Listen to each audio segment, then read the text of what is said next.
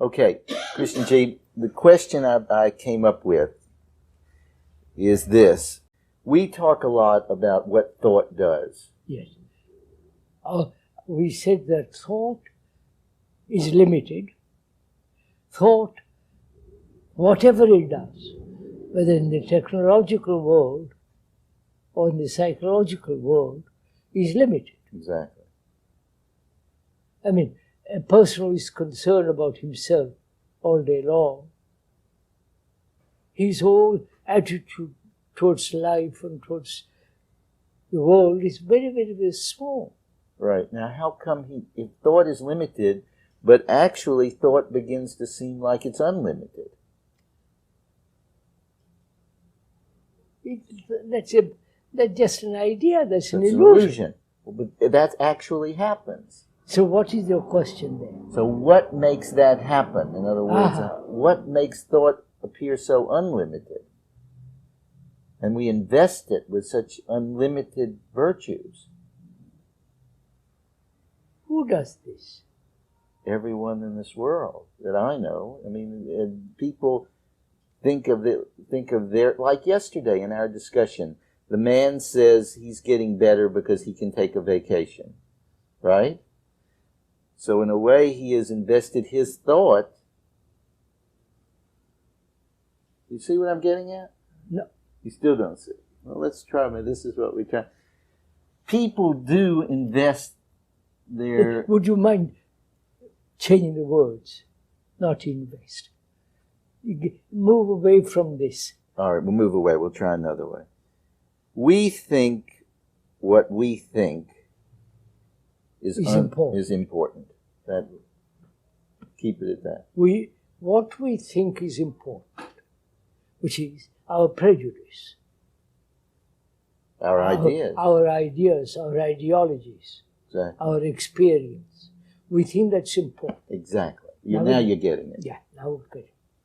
Now what is that? No, not what is that. Why have they become important? But they start out important. No. I have an experience, suppose, or I come to some definite conclusion. Okay, all right. I've thought a great deal about it, read about it, talked to people, and I've come to a conclusion that's final. Right, right. In that finality, there is a certain sense of, at last, I've understood. This is what I must do. Right. Or not do. And proceed from there. Right. Now, what is the question? Put it from there. From there, the question is, how did it get to be that you think it's important? That it's important and that it's final? Because it has happened to me, and I have seen all the implications of it, all the implications of an accident or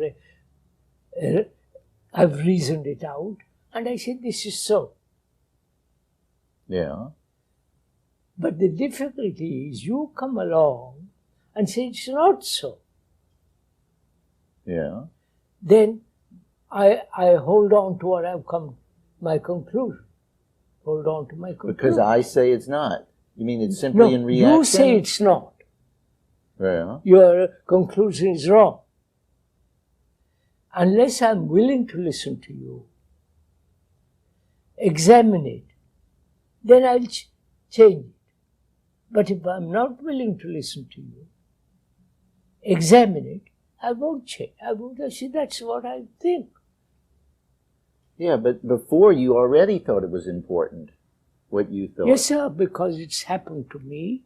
So it's me that's the issue. Yeah. Because it happened to me. To me. So that you've invested me with importance. Yes. Me becomes the important. Why? That's... your question now is quite different. Why human beings all over the world have given importance to the idea of the me. Yeah. Yeah. Such importance. Huh? Such importance. Tremendous importance. Yes. The whole world circles around. Right. From Now, but so what does it? You know, what do you mean, what does it? I mean, in other words, why? Why does? Why do human beings give importance to their own self-centered right activity? Right. That's right. Why?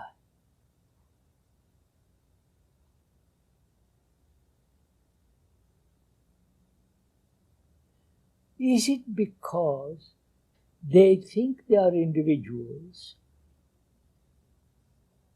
separate from everybody else, and therefore because they are individuals, it's like building a wall around oneself and not let any other thing interfere with that center. And that naturally then it becomes important. Wait a minute, naturally? Why naturally? Because that's the only thing I have. So having made this wall, then I'm taking in things that are building me up, so to speak. And therefore that's the only thing I have left it with me. So because I've made this... Not only because of that, right. but because I've, through education, through religion and so on, my brain has been programmed to think I am an individual. Right. And being an individual, I must protect myself against you, against the environment, and so on. Right, right. So, in the act of protecting myself, it becomes very important. The act becomes very important. Right, right.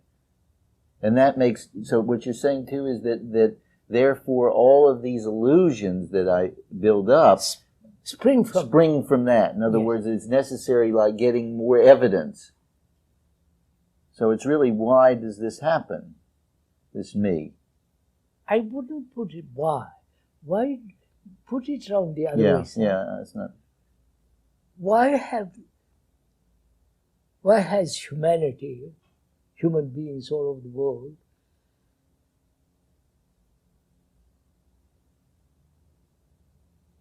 have become so terribly self-centered? Huh? Would that be right? Yes, that's good. Why, sir? From your training, from your analytical point of view, as a doctor and psychotherapist and so on, why do you think they have given importance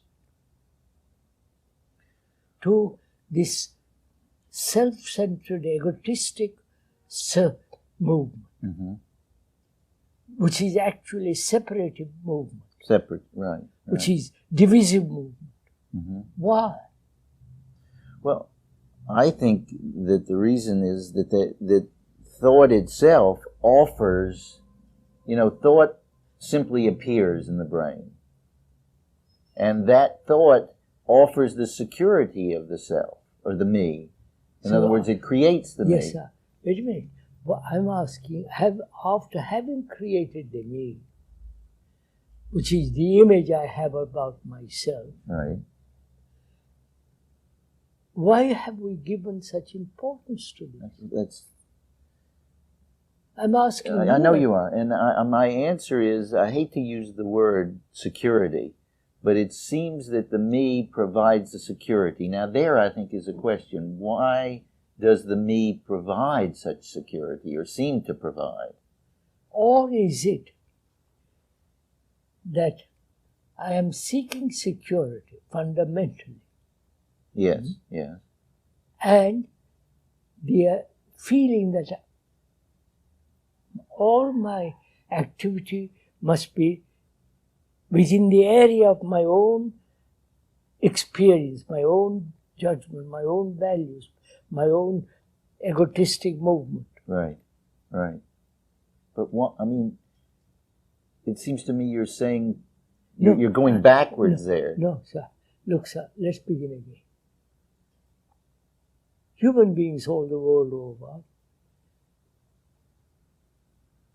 have built up this illusion that self-centered activity is a self-protective, defensive, aggressive, and one lives in that area. Right? Right, right. And I know nothing else.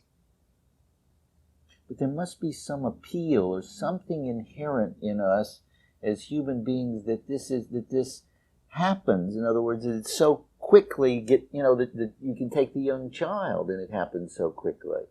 That this self-centered, it's literally like I gave you a shot of heroin and you said, I like it. And you say, I want more of it. And it's as if the happening of the self, the me, is like a shot of heroin. You get a little, and it's like immediately it just builds. You're addicted to it. It's really an addiction. Let's look at it as an addiction. What is an addiction? The me. And the need for security is an addiction, and the me as like a shot of heroin, which offers that drug. In other words, you are yearning for security. I come along and say to you, look, I'm going to shoot you up with a little me. And you become, you know what I mean? Let's begin. I understand what you mean. Let's begin again. Okay, sure. Why do we seek security? Because we're insecure. So, are we insecure? Yes. Or we imagine we are insecure? You understand my question? I want security. I must have security. Physical security, clothes, food, and shelter, and so on. I must have a job in this rotten society. Right. I must have somewhere where I can be quiet by myself, with my family, with whatever it is.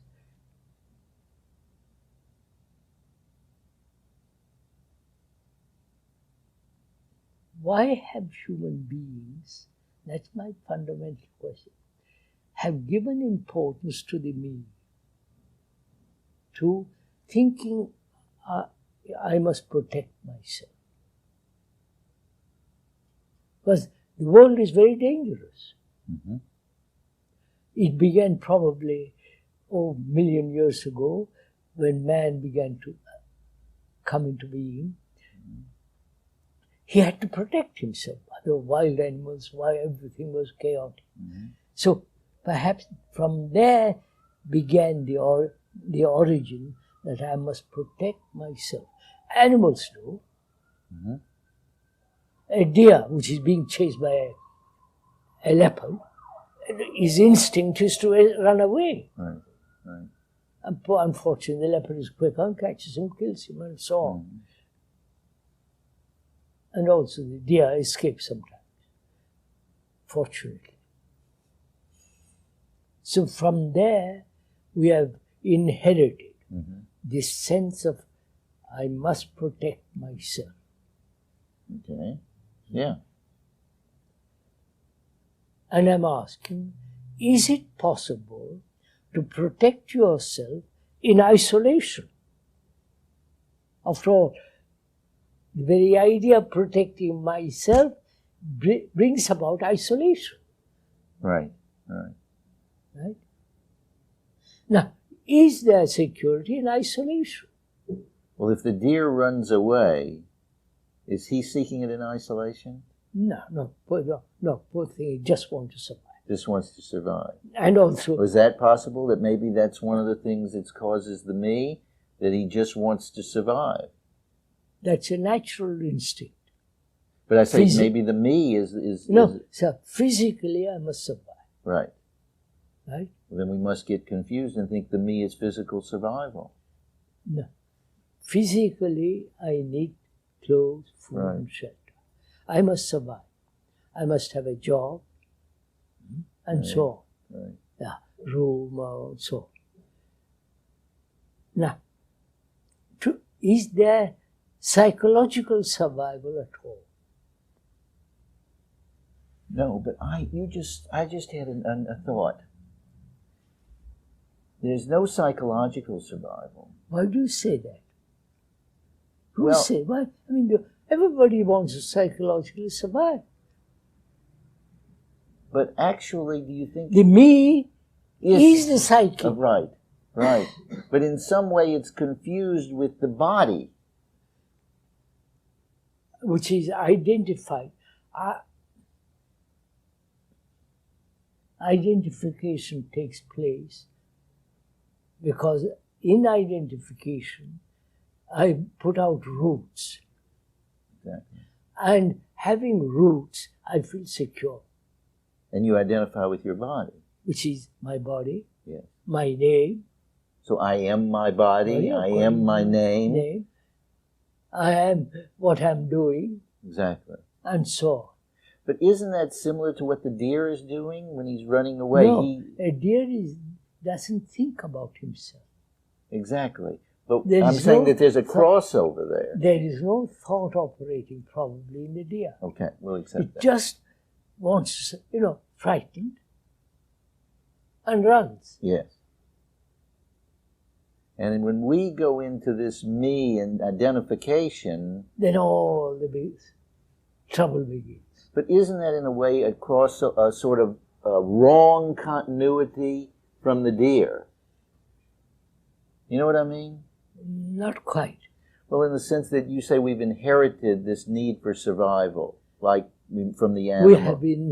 We have inherited the instinct to survive. So we've inherited the instinct That's to survive. Sir, please let's admit one thing. It's natural instinct to survive. Exactly.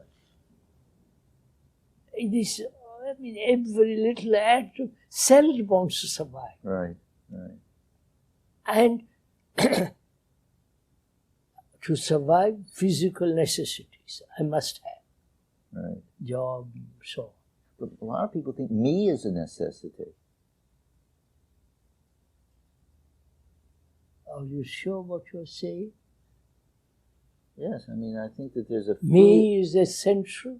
They haven't even examined what is the me. but they still feel it as They essential. feel, no sir, they feel in the me there is security. Yes. In the psyche, right? Mm-hmm. And I cling to the image of myself. Exactly. Mm-hmm. But we never examine what's the psyche. If there is clinging to something which I call me, Mm-hmm. maybe an illusion. So we have to examine what is the psyche. Has it any ground on which it can stand firm? Or is it just a movement, Mm-hmm. a series of movements? I don't know if you- I'm following you. And these movements, experience and so on, Right. is the me. Yes. And I know nothing else. Well, except one question that comes up there is that in the act of experiencing, there seems, as I'm looking at it, there's a sense that the me appears in the act of experience. In other words, it's all, Just a minute, sir. Just a minute. Is that so? I have an experience I had this morning. A car ran into me. Mhm. It hurt me. And the pain is registered. The accident, the pain is recorded in the brain. And I remember it. I'll remember it for a month or two. And so I'm very careful after that, right. not to be run over, not to be knocked down. The remembrance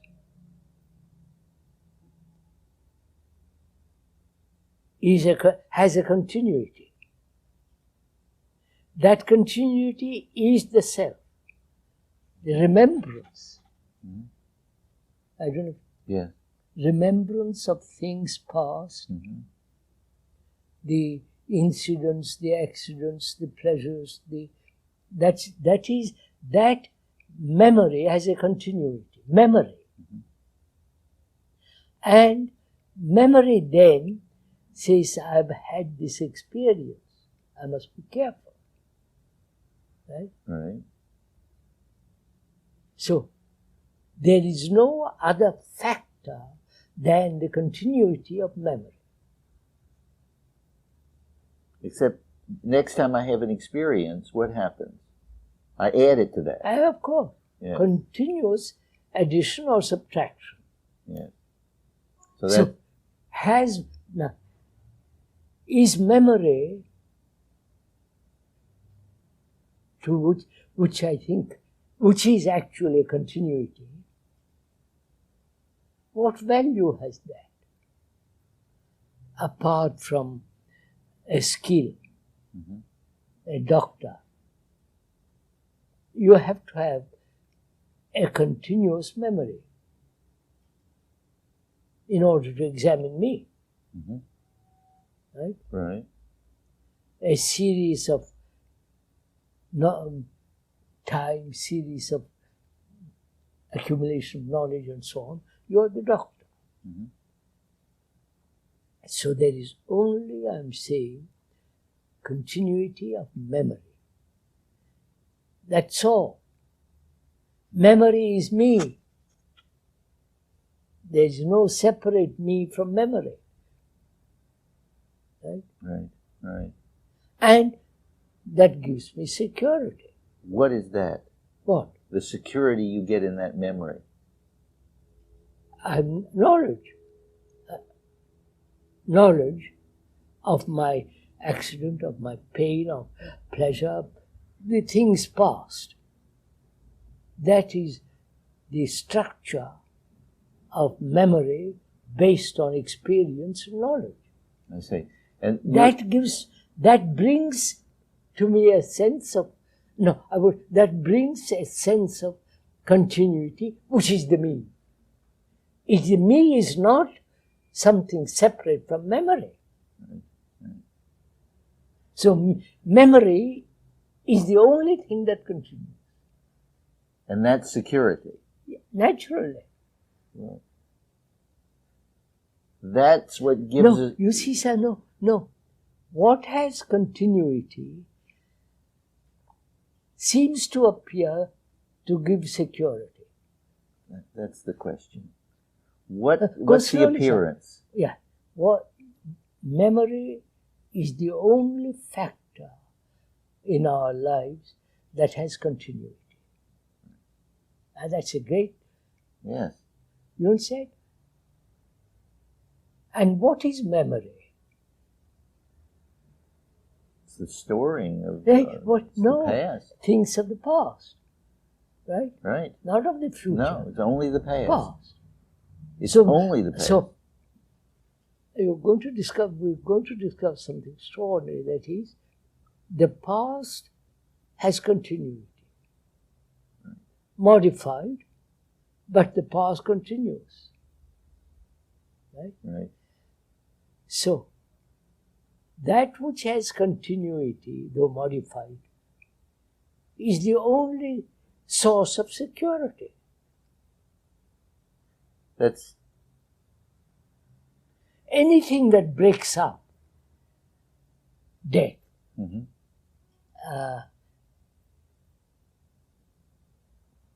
Say death, let's take death. That ends that continuity. Stops it. Yeah. So I'm frightened of it. Exactly. Anything that interrupts that... Continuity. Yes. So, memory is the center of the psyche. Mm-hmm. And that memory has continuity, and therefore that which has a series of movements, similar movements, I feel safe. It brings a sense of safety, security. So memory brings security. Right. Right? Between people. And is that security? That's what I was going to ask. Yes. I don't know. It's And not how secure. can It can't no, be secure. just see what we have done. Yes. We human beings want continuity. Yeah. And that continuity we find in memory, in remembrance, in the thing, the record in the brain that has continuity. Mm-hmm. And so there is not only a sense of permanency, Mm-hmm. and also great sense of security in memory. Mm-hmm. Now, what is memory? To remember. Huh?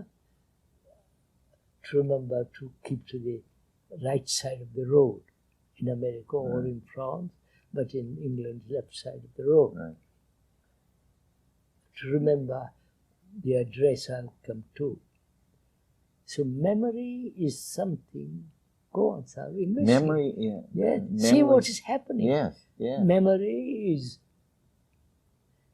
is put together by past incidents which are dead, gone. I have lost my brother, my son. They have gone, incinerated or buried or finished. But the memory remains. Yes. Memory is not the actual. No. The Gone. actual is the absence. It's gone. Yeah. That's the But actual. I've got a photograph of my son on the mantelpiece. I keep on looking at it. The picture is not the brother, son. Memory is not the son or the brother. Mm-hmm. So memory is what? Always going back No. over. No. I've lost my son or brother, Right. my mother, whatever it is. And there is the picture of them on the mantelpiece to remind me. To reawaken the memory, No, right? yeah, I keep on thinking about Yes. it. Memory. We Exactly. keep to memory, Okay. not thought, for the moment. So that memory is something which is, that memory represents something that is gone, dead, finished. Yes. So memory is not real. I don't know. Yes. I know that's it. Remember, you follow, sir? Memory is not the actual son or the brother. So memory, though it appears to have continuity, it is a dead thing. Mm-hmm. So I seek security in something dead. Yeah. No. Right? Mm-hmm. Mm-hmm. Yes. If my son or brother was living, I found security with them. Mm-hmm. I loved them, they loved me, I felt safe with them, they would protect me, they would see to my old age and so on. I'm safe. Mm-hmm. But they're gone. Never to return. Right. But the memory of them remains. Right? Mm-hmm. Which is memory of a dead past thing. So memory which appears to have continuity is a dead thing. Not the actual living brother and son. Right. Right. So what is thought clinging to? Or clinging to something that's dead. That's great, sir. To discover I'm clinging to something Mm-hmm. that's gone. so much water on the bridge. Right. So, there is no security in memory. Right? Right. But to to find that out, we are unwilling to do that. There. What is that unwillingness? It's habit, tradition. I've been programmed for the last 2,000 years to worship a symbol called Jesus, or the Indian 5 to 10,000, and I'm stuck there. I think there's more to it, Krishna. Of course Let's go into it a little bit further. I've been programmed, but again, if I've been programmed in some way, I find it something holds it there. What holds it? Just the program? No, I think it's more. Go into it, sir. Just a minute. I have been programmed as a Dutchman. We'll take a Catholic because it's much more precise. I've been programmed for 2,000 years to be a Roman Catholic, to worship the symbol, the cross, to follow the rituals, to be baptized, to obey the Pope. And that's my conditioning. That is, the brain cells have been conditioned to that. Yes. Right? And my son or my grandson and grandson, I insist they be conditioned that way. Because I feel safe in a society who say we're all Catholic. Right? Mm-hmm. That program is memory. And when I say I'm Catholic, all the 2,000 years of memories is there. Mm-hmm. Right? Right. So I'm clinging, holding on to something that's gone, that has no validity. Jesus may not have existed, but we have invented the original sin, and you can't escape from it. Only somebody else can save you. I've been programmed to that. But you're doing it. I'm doing it because I'm an automatic machine where this is concerned. But in the business world, I am not an automatic machine. Mm-hmm. You understand? I'm active, I'm changing, I'm moving. Yeah, you're giving up. You're not operating on memory. No. But here you're operating with memory. Here I'm operating on tradition, on a program. Mm-hmm. On a program which has conditioned the brain cells. Right? But that's mechanical. You're doing it though. I'm mechanical. The computer is mechanical. It's doing. Mm-hmm. It's producing. It tells you what to do. Is there anything that's making you do it? No. The programming itself is making me do it. Simply automatic. I don't know about that. It's something that appeals to you about it. Just look at it carefully. I'm programmed as a Roman Catholic. Mm-hmm. And you're programmed as a Buddhist. Let's assume. Okay. Neither of us are. I'm not programmed to be Catholic, neither of you are Buddhist. But let's assume I'm programmed as a Roman Catholic, or I'm a Muslim, Islamic cult, and you are Christian, if you prefer. Now, I have been programmed for the last 1,400 years to be a Muslim, to read the Quran, to follow it, go on my knees facing the West. I've been programmed. The program is working. Mm-hmm. And the working of the program gives me the security of I am doing it, etc. Mm-hmm. And you are doing the same thing in a different way. Going to church every Sunday, genuflecting, obeying the Catholic hierarchy, Mm-hmm. Exactly the same thing in a different pattern. Right. So it is the program that is operating, nothing else. And if the program is operating, how could anyone not be in that program? She comes along, he comes along, Yeah. says, look what you're doing. Do you think they can hear? Unless, say, sorry, I won't listen to you. You are a heathen, you are a evil person, and shut you up, then of course you can't hear. But there is always, in an intelligent, inquiring mind, there's always a little spark of doubt. Right, right.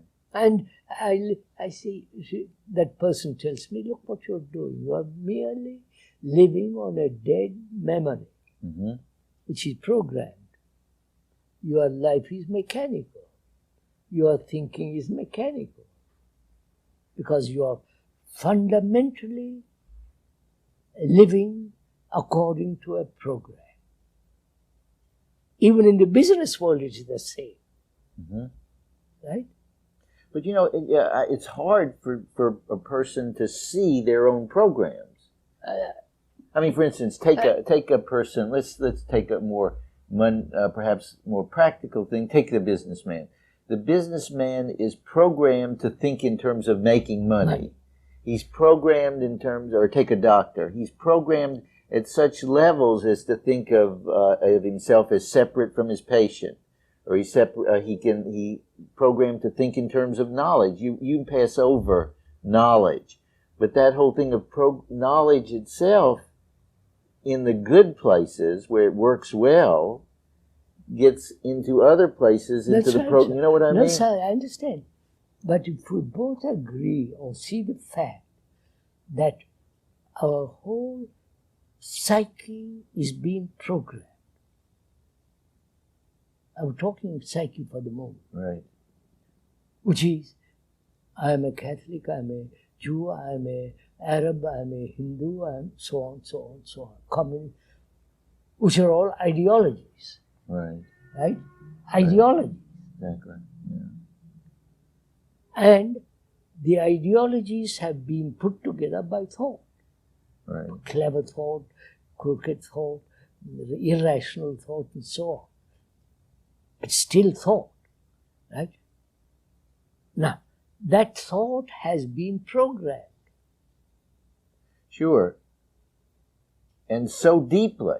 Obviously. I mean, so, the me after itself. 2,000 years and 5,000 years, you can't help being deeply programmed. But so deeply in the sense of this me where we started. If we go back and start over. The program is me. Exactly.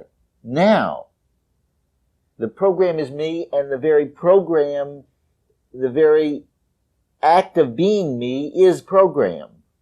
Yes, sir. Now, but that's a phenomenal thing. I am acting like a computer according to what I am programmed. Well, that's phenomenally different. See the importance of this.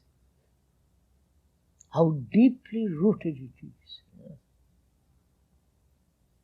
The inheritance, the tradition, the heritage, the genetic, all that is born from the animal and so on, gradually to man, and all that is great experience, knowledge, and so on, which is the past. And I'm living, the brain is living in the past. Yes. And the past is a program. The very act of living in the past is a program. Sir. Yes, sir. The act of living in the past is a program. The brain is a program. So, the me is a and program. And therefore, what does a human being do exactly. when he realizes this? That means there is no freedom. Right. You may talk about freedom of will and all. That's nonsense. It's like a machine, but more clever, more subtle, more inventive and so on, the brain.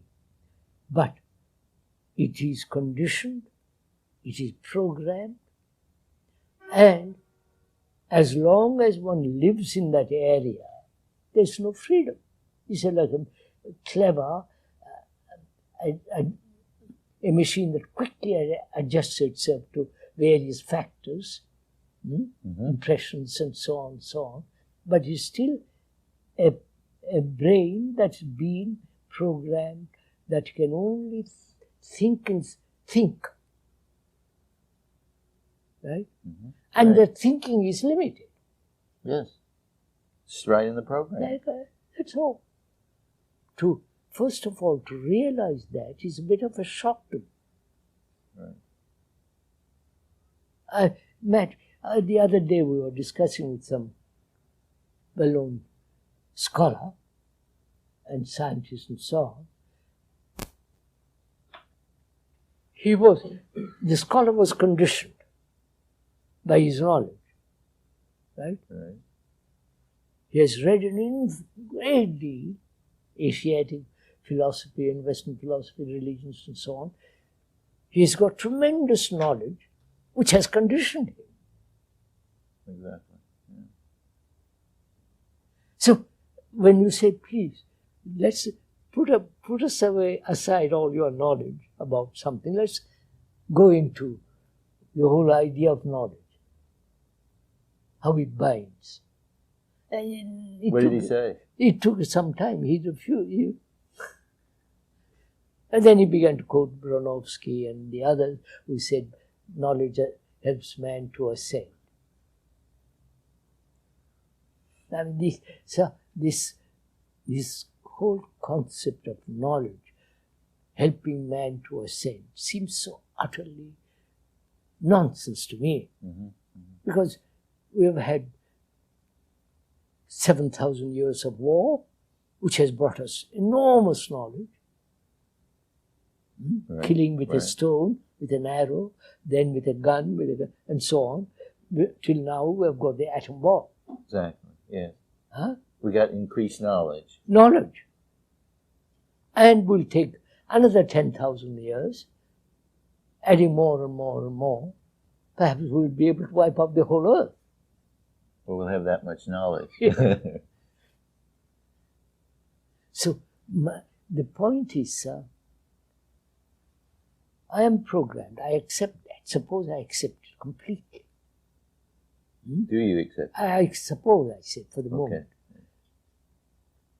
You come along and say, look, my friend, you have no freedom here.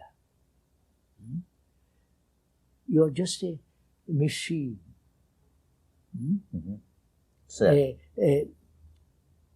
very clever, intelligent machine, which you are. The brain is a machine, can react and all the rest of it. And as long as you remain, the brain remains in that area, it's never free. Its energy is limited. Its capacity is limited. Though technologically you have advanced within the last 3. Yeah. Can we take a look here. I have no freedom. My energy is limited. Okay. Now, there's an implication there that I'm to think about having more freedom or having more energy. Or is there perhaps this perception of... When you think of the more... That's what I'm getting at. It's the same movement. Same movement. So it's my perception of my mechanization and my perception of the constriction of my energy that's at issue. Yes. Isn't that it? Yes. And that's not only that's issue, sir. Let's put it down this way. Suppose I realize that I am programmed. All of me. Biologically, as well as psychologically. Right. And you come to me because you have investigated much more. You're a doctor, you have gone into this, you've studied various things, and you say, look, my friend, you have no freedom. You're like a very good, subtle machine. in that, because it is automatic limited, you're creating infinite trouble for yourself, pain for yourself, conflict for yourself, and you have created this society, and therefore you and society are creating hell on earth. Mm-hmm. By going around inside of our... In that limitation. Right. You point that out. Then I say, please, I see the fact. Help me to break through it. Right? Mm-hmm. Right. And you say to me, no, I won't help you. Because you have to break, you have to see the truth of this. And you're asking me to help you is the system itself. Yes. So right. you tell me, don't do that. Don't ask my help or ask the help of anyone, including God. Can we stop right there? How is it that when you ask me to help you, that really just is another way to show my conditioning, really? Yes, I've acknowledged. It is that, because you're making yourself into a thing for me to fix, really. No, I've acknowledged that I've been programmed, caught in a trap. Right. And I can't get out. I think I can't get out. Right? So what can I do for you? Therefore, I come to you. Wait, I come to you. You're a doctor, psychologist, psychotherapist, you're well known, blah, blah, blah. I come to you. And I say, please, sir, this is my state. I realize that which is, that if one lives on a dead thing, it becomes narrow, limited. Mm-hmm. And therefore, I'm creating conflict not only between me and my wife and society.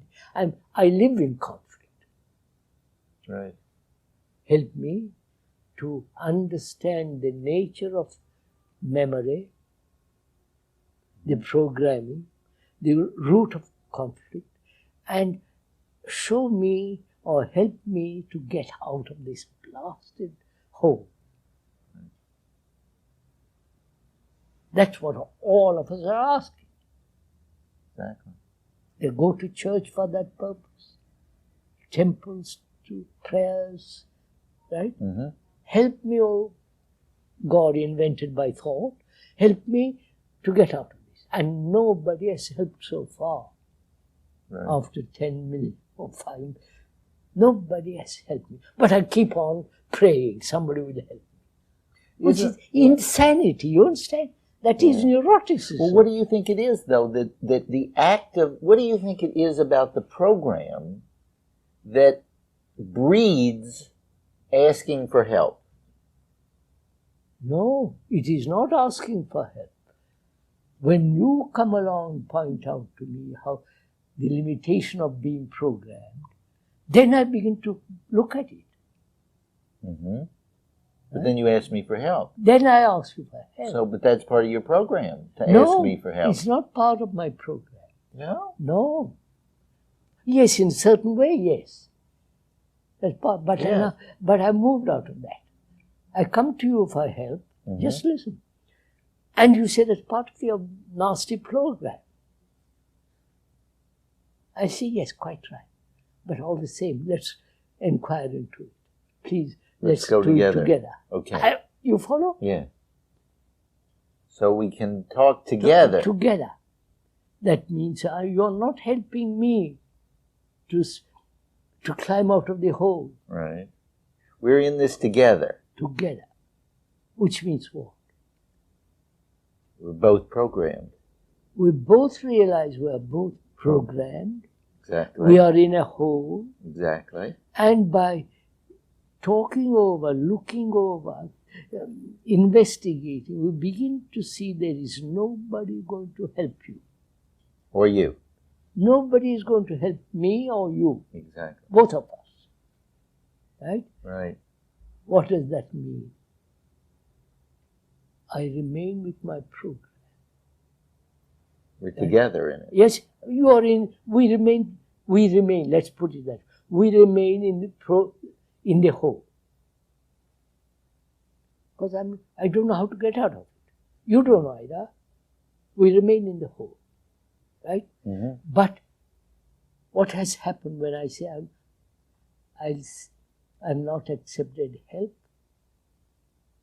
I'm not looked to anybody, God or...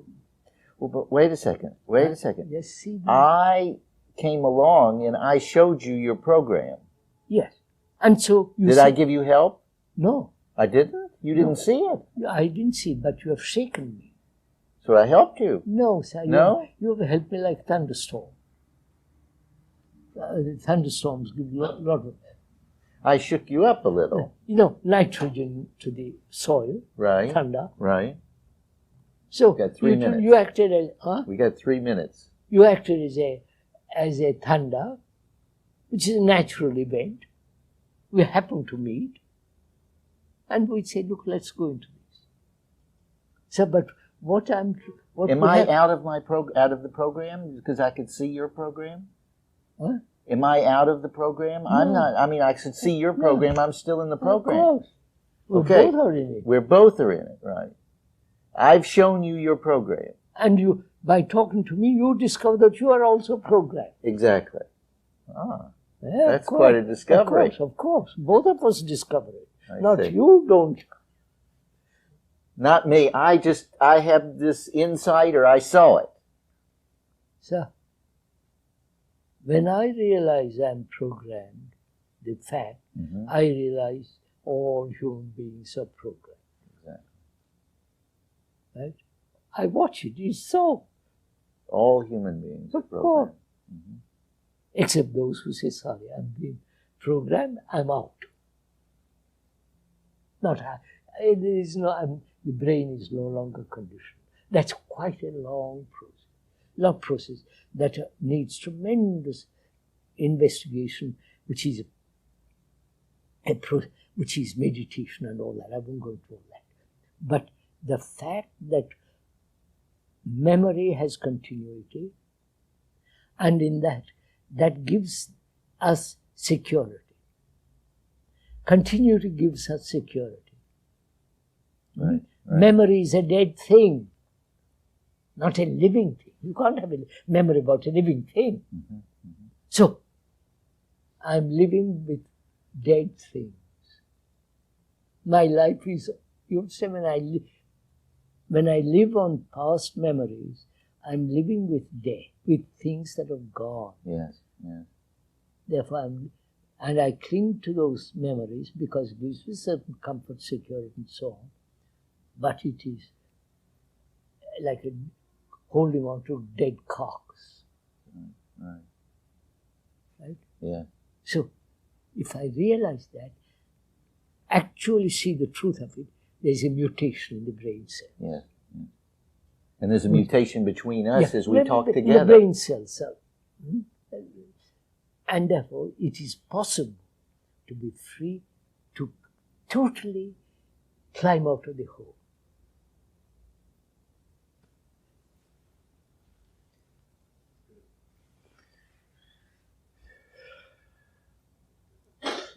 Finish?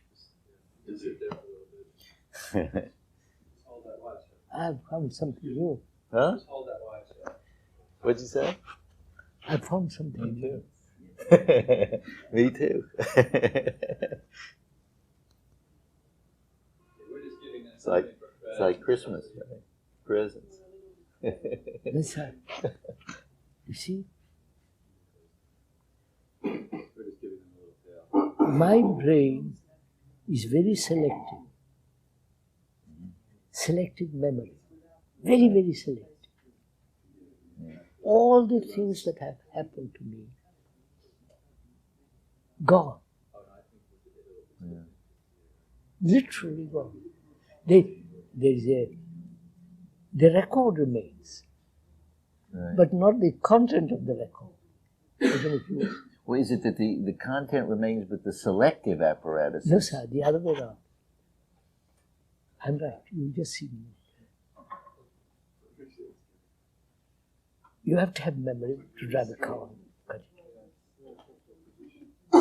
All the things they did to me, which was recorded, that record has no depth. I don't, Yeah. no yeah. feeling, No yeah, stickiness. that's Nothing too, stuck to it. that's too dirty. Right. Right. So the brain has now, I've noticed, I've gone into